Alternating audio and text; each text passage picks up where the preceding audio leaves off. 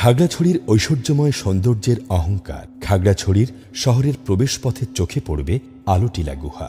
এটি এই উপমহাদেশের প্রাকৃতিক সৌন্দর্যমণ্ডিত রহস্যময় গুহা। এটি এ জেলার প্রধান আকর্ষণ। পাহাড়ি চূড়া থেকে ২৬৬টি সিঁড়ির নিচে আলোটিলা গুহা।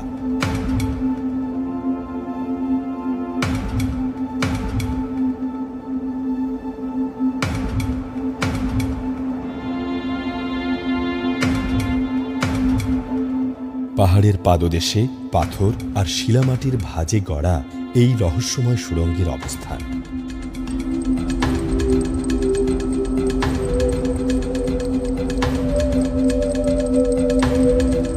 গুহামুখের ব্যাস প্রায় ১৮ ফুট আর দৈর্ঘ্য প্রায় ২৮০ ফুট। প্রবেশমুখ আর শেষের অংশ আলো আর আঁধারিতে আচ্ছন্ন।